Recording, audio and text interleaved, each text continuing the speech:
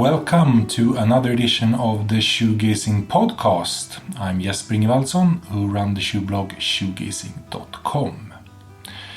Christophe Corthay is a legendary bespoke shoemaker from France.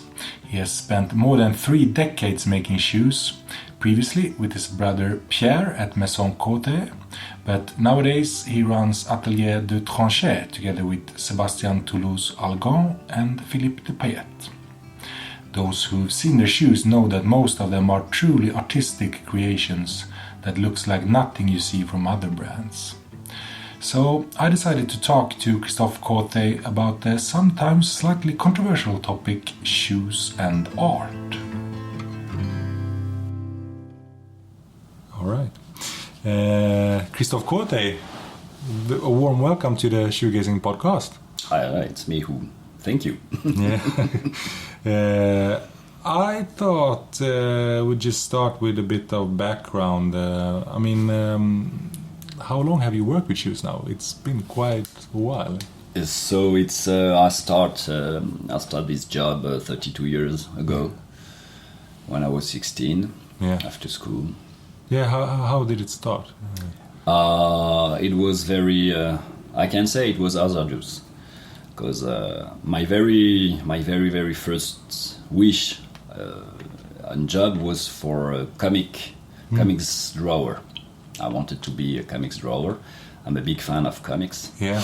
But at this state in France, at this year, you must be good in mathematics to go on the drawing school. Uh-huh. Yeah, I don't know. Why? I don't know. I can't tell. It's really, it's weird, and I was really not good at mathematics. Yeah. I had really no interest of mathematics, but at the end of, I don't know how to translate, but of the 3rd grade at school, so when you're 16, they start to ask you what you want to do. So I said comics drawer. Yeah, but you're really not good in mathematics, so you cannot. Okay. So after I follow the path of my brother in Compagnon du Devoir, the leather material really interested me. Yeah. Because I made some hobbies already. I had some plastic model, whatever. Okay. I was always doing something with my hands, so it's it was natural. Yeah, it was natural. And Compagnon de Devoir, it's like a trainee program, you might say, or something. It's trainee app. It's a school. It's a kind of private school. You have a contest to get in. First, they have they test you. The first test is you spend 1 week inside, and they just check if you're able to be a professional, whatever the job you choose. But if you behave well for being an apprentice. So that was the first test, and was okay for me, no problem. And it's for all crafts. All craft, yeah, exactly. All craft, everything. So that's how I start shoemaking. But it wasn't a choice I decide since I was a little kid. No, it was just hazardous. But I had some teacher who really make me like this job. And the way of building shoes was very interesting for someone like me who wants to do something with my hands. Yeah. That's the real beginning. Yeah. Tell me about the years with your brother Pierre running the Maison Corthay. How did you work together? So we have 9 years difference. He opened the shop in 1990. I was still in the Tour de France, in my Tour de France. So I arrived in Paris in 1995. And I asked him, can we work together? He said, yeah. I was, in the same time, I was a teacher for Compagnon. So I was teaching the shoemaking job to young apprentice.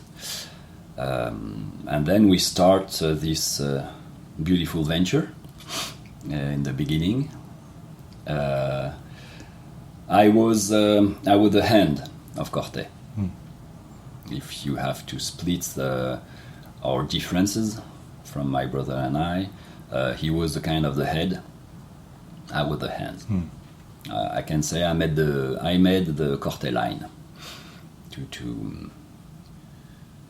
The definition of the Corthay line. It's my hand. So we worked. He step by step.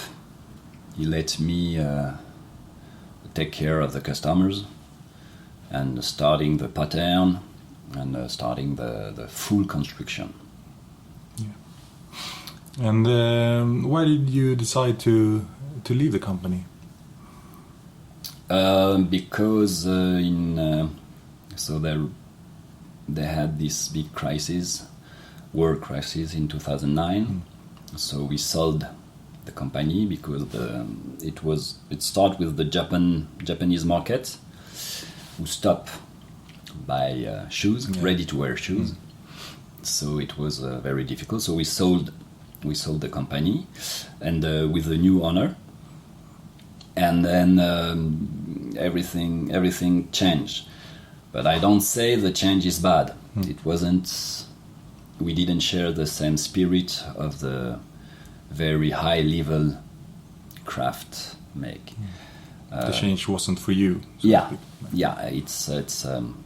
I agree with the changing. No problem with that. But it was a misunderstanding between the craftsmen and the administration. And when was it that you left? 4 years ago. 5 years ago. 5 years ago. 4 years ago. 5 years ago. Yeah, 5. Your partner says it. It's and then after Maison Corthay, you went on to form Atelier du Tranchet. Tell me, what's the aim with this project? It's so I re-met Phillippe de Paillette, the partner, who was the first partner of Corthay when we decided to open a factory. This dude opened the Japanese markets and everything. So then after he left Corthay also for personal reason, whatever. But we never cut the relation. And one day I said to Phillippe, I'm fed up with Corthay and blah blah blah. I want to make something new, something very luxury but with art. And he said, okay, let's do it. So that's how it begins. This new venture begin, and the aim is to go back to the luxury source. It's to not to the amount of shoes of production, just to focus on the quality with we can say with adding a specific art stuff in the shoes or in the atmosphere of this new brand, which is Tranchet Vif. That's the brand, and that's how it begins. Okay, so let's do something new, but it's very difficult to make something new in shoes. You know it's by heart. It's very difficult, but we tried, and as so far it's a good relationship. Yeah, I visited your workshop in Paris, and it's like a pit of creativity, and not only in many cases very special shoe creations, but you also have various types of leather art, and you have lasts in all kind of materials and so on. Why is it like this? It is because we are 3 partners. We start the venture with Phillippe and Toulouse, my old buddy since I know him since the compagnonnage, so it's more than 30 years old, and we are really three different minds. So that's why the additional spirit is very good, because we have a different view. Everybody has his own skill in his own part, so that's why it's a good mixed. It's a good mix. So most of the time I do the creation of the shoes, and Toulouzain is making after the customer production, and Phillippe put some order between two craftsmen. Because we need some direction sometimes, because it can go really so far. So it's and that's why it works like that, because it's a really good atmosphere, and we don't nothing is forbidden for us. I can decide to work a certain material, and we don't say no. It's the specificity of this brand and of this job. We're coming from a very old job. The shoemaking, it's an very old job. The first witness we have by writing letters is 1420. And the way of work, it's all the people works on their knees, so we are very curved, and we look our knees and our feet, and we don't open the mind to see the world around you, which makes some, even if you are 20 years old, it makes some old guy and old traditional guy, and would not really agree with the new method, with the new technique, with new in general. It's that's the mentality of shoemaking. I hope being really more curious than this. So, and really from the very beginning, when I was at Compagnon, I've already made the empty heel, drawing on the sole, some fun stuff. And my masters already told me, why are you doing this? This is not shoes. Yeah, it is shoes. Why don't we? Yeah. Why don't we do that? Yeah, because that's sort of like your signum, the variations of a horseshoe heel, you might call it. This I made it in 1995 for my compagnon work, for being a compagnon, and the sketch on the sole was already. I was the only one to do that at this time, and when we were looking for making something new, say, oh, why don't we do that? But for every shoes. So that's how it begins to be kind of artwork, but for regular customers. But it's a proposal that's. I'm not against shocking the customers. You see, to propose something that, but I'm going to destroy the sketch. Yeah, but you decide to wear it or not. It's ephemeral art, but this is your shoes. You pay for something, okay, bespoke, handmade, something comfortable or whatever, but you decide to destroy the art or not. So you already make him guilty, and there is some different relationship who comes between the customer and us. It's more than just hello, it cost that's price, thank you, bye bye. We go further. We try to go further. Try to get to know the customers. And yeah, it's and and they don't feel guilty too long, because say, okay, it's my shoes. I decided. And they have the small one that they can keep for on the croco. shelf anyway. Yeah, for croco, for customer who order croco shoes. Yes. Yeah, we offer the small one. So, what does art mean to you? Would you say? Difficult question. A difficult question. What's art? I think, well, for my part, it's to bring trying to bring some poetry in this world with your job, with your regular job that you make every day, each day for years, to not get bored. It's more fun to bring some art, but art is a big word, so it's just my art. But would you consider the shoes you make art? Yeah, sure.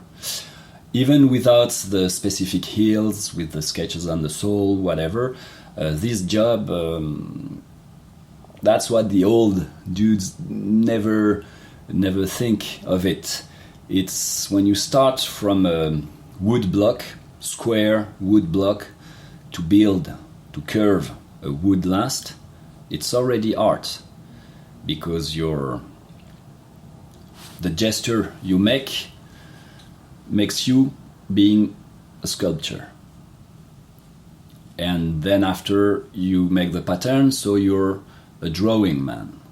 And then after you cut and you add and you sew the leather part, so you add a new job on this general job. And then after the foot man, the builder, you add something more. And so it's yes, it's art, because in this century, in the end of the 20th and 21st century, if you want to consider yourself as a shoemaker, you must know to do everything.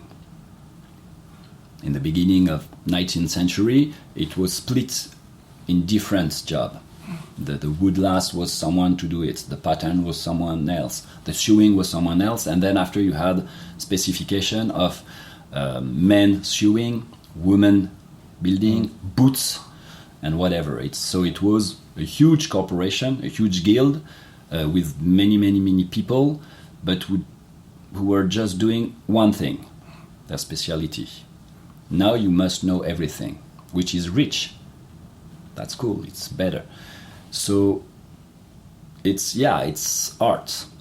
It's already art, but like every job, it's just if you consider, it's how you consider your job. I think. And then can art also be practical? Yeah, I think we are the proof of it. Yeah. I'm just trying to. I have one target.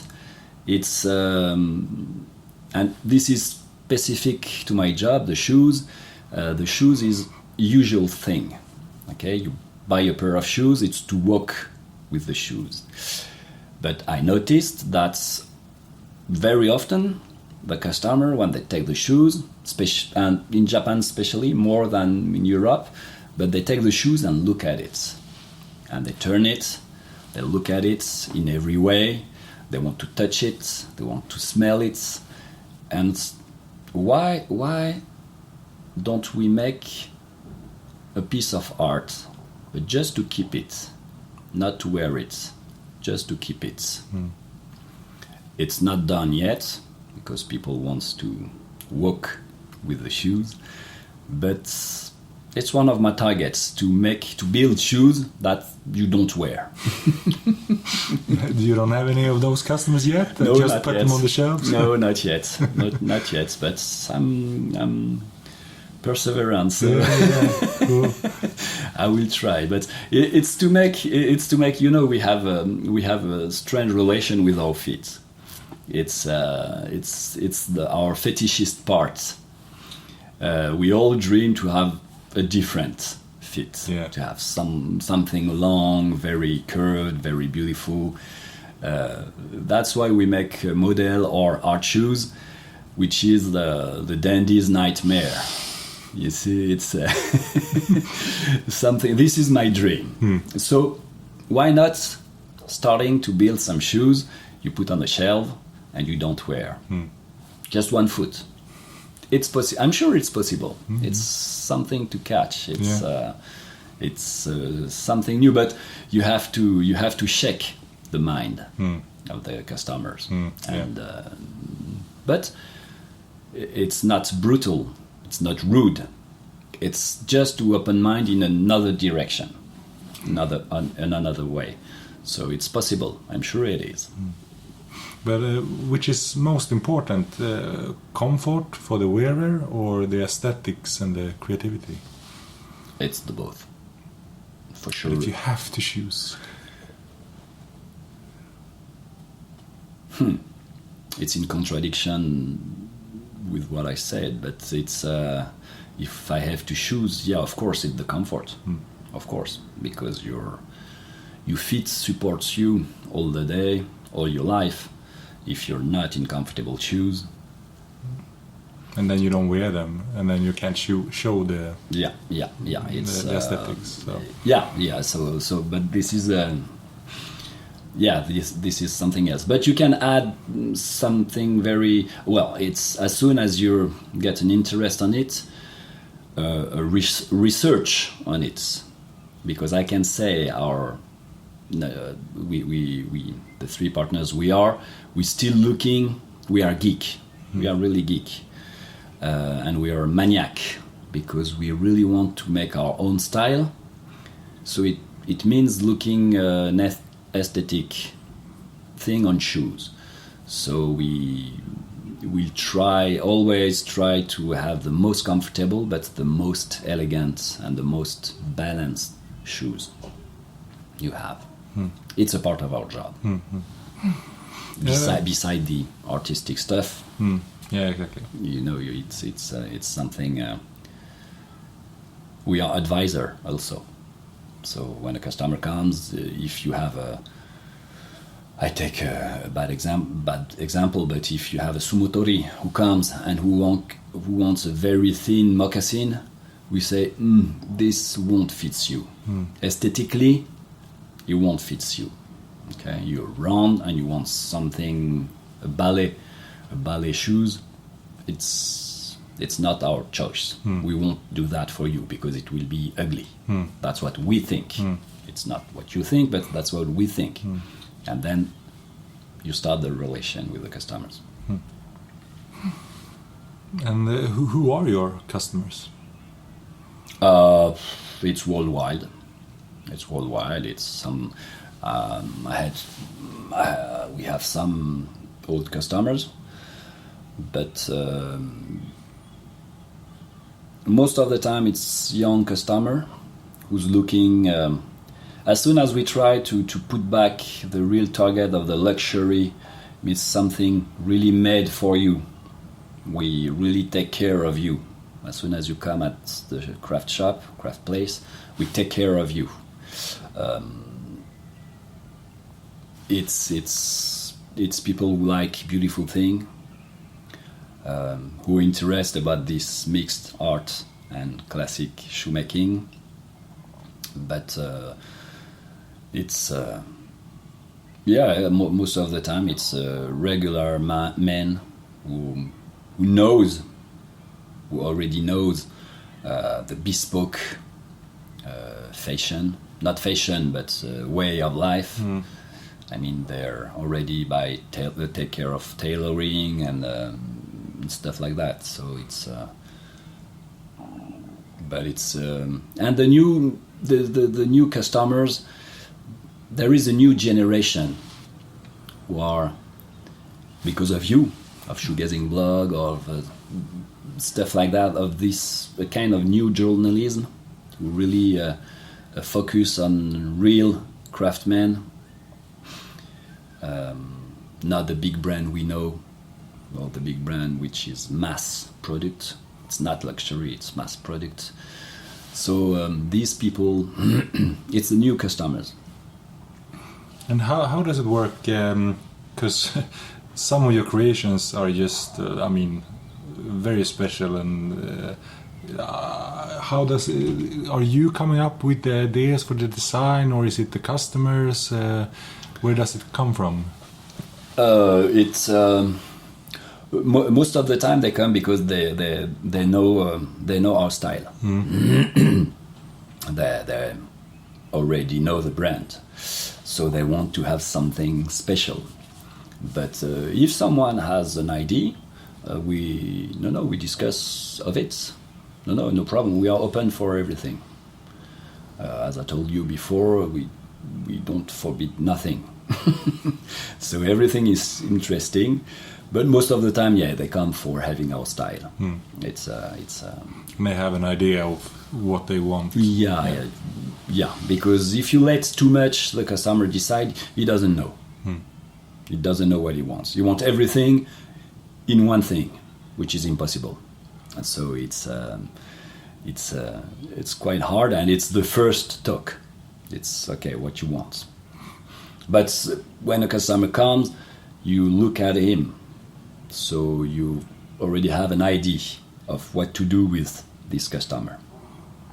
It's if it's big, tall, small, big food, big or whatever. You already have an idea. But this is the years of experience who makes you have a more precise look. And how creative would you say that the world of classic shoes is in general? Whoa. Frankly? Yes. Boring. Sorry, but we have a lot of work to do. Yeah, why? Because it's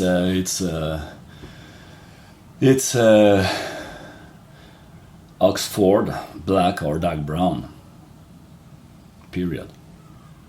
And that's we have to shake the imagination. Blue shoes, don't step on my blue suede shoes. It's blue shoes, red shoes, purple shoes, gray shoes. It's not ugly.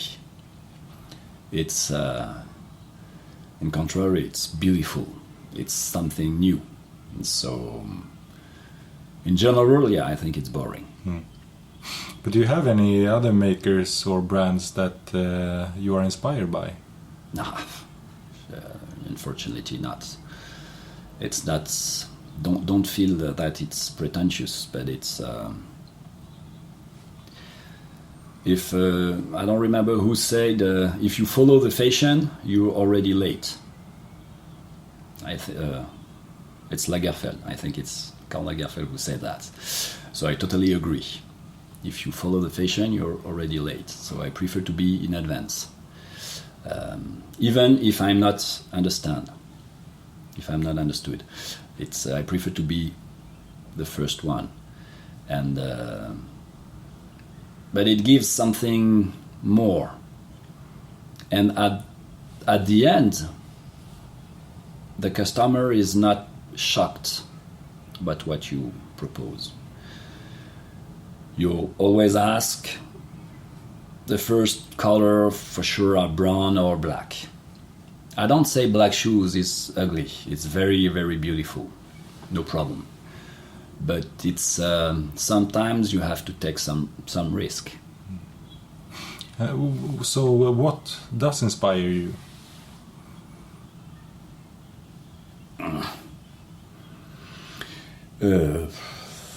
I'm a big fan of aviation, of planes, trains. Not a big fan of cars, but I met some woodlasts who looks like a front of a car, which could be a good inspiration. It depends, there is no regular inspiration. It's what you see outside, what mood you are. It's there is no rule about that. It's the same for the colors. But you would say that the shoe world needs more creativity, more art. Oh yeah, sure. Yeah. In the shoe world, yeah. Some. It starts to be few, but it's just to go back at the beginning of the discussion. These craftsmen, they just work on their knees. I think they need to be more open about around for now they are all focused on the technical stuff, which is cool because it's gonna be good shoemaker technically, but I think you need more. I'm get bored about the technique geek shoemaking stuff. Okay, we've done it since a long time. We know how to stitch very 14 point by inch, whatever. We know how to do that, no problem. But it's not the only thing in this job. This job can offer you many possibilities, and the material can give you many possibilities. And it's often said nowadays that the world in general is being more casual, and that we also will see this in the classic shoe world. So you think that maybe we are moving in a direction where it will be more playful, also this part of the shoe section, so to speak? I hope. It's not a question. It's not a question of life and death. If you cross the line, it's just a personal. Just bring some colors in your life. Just bring something fancy. That's all. That's all we propose. So it needs. I think it's going to be step by step. I hope, but I think it will. Christophe Corthay of Atelier du Tranchet, thank you very much for being part of the podcast. It's me who thank you, Jasper. Thank you very much. Cheers. Cheers.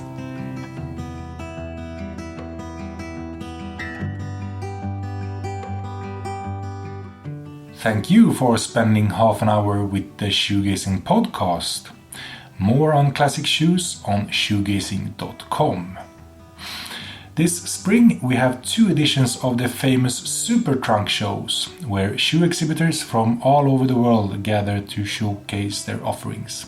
Events that are open to the public and free of charge to visit.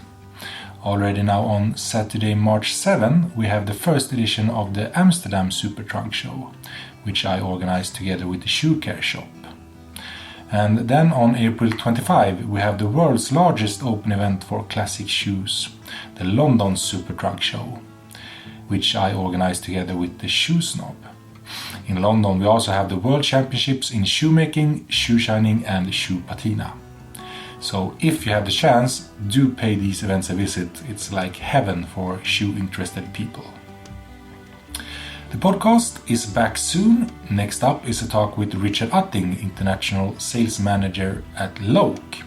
So hear you again soon.